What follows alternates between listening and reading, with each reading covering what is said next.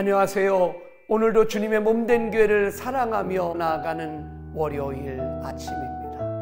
오늘 우리에게 주시는 하나님의 말씀은 시편 27편 4절입니다. 내가 여호와께 청하였던 한 가지 곧 그것을 구하리니 곧 나로 생전에 여호와의 집에 거하여 여호와의 아름다움을 앙망하며 그 전에서 사모하게 하실 것이라. 아멘. 오늘의 말씀의 주제는 성전을 사모하는 믿음입니다. 오늘 말씀은 하나님의 은혜를 받은 시인이 믿음과 신앙을 기도와 시로 고백하는 노래입니다.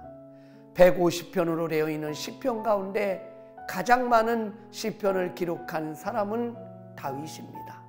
그만큼 하나님의 은혜와 축복을 받은 사람이라는 뜻입니다.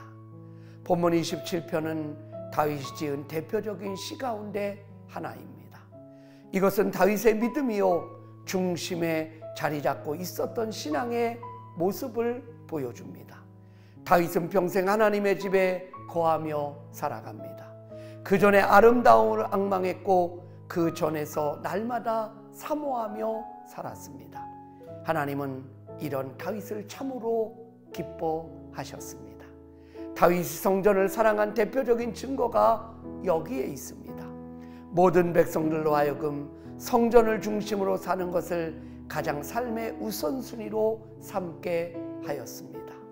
다윗이 그냥 하나님을 찾는 것이 아니고 하나님이 먼저 다윗에게 내 얼굴을 찾으라고 말씀하셨습니다.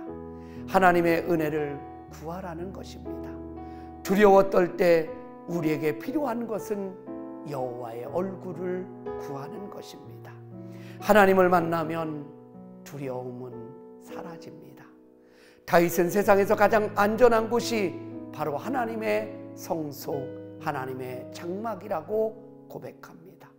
다윗은 파란만장한 인생을 살았습니다. 수없는 위기를 넘나들었고 환난의 연속이 그의 삶 속에 있었습니다. 보화가 끊임없이 쏟아붓는 속에서도 살아남을 수 있었던 방공호와 같은 여호와의 장막이라고 그는 고백을 합니다. 다윗의 신앙의 중심은 성전이었습니다. 그가 헤브론에서 왕이 된 후 가장 먼저 한 일은 엘리 제사장 시대에 블레셋에 빼앗겼던 하나님의 법궤를 되찾아오는 것이었습니다. 법궤 안에는 하나님이 모세에게 주신 10계명의 돌판이 있습니다. 이 계명은 하나님과 이스라엘 백성의 거룩한 약속을 의미함과 동시에 하나님의 백성 가운데 거하시는 임재의 약속이었습니다.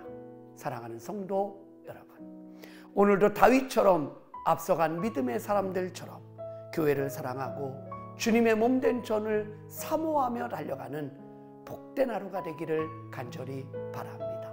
사랑합니다. 축복합니다.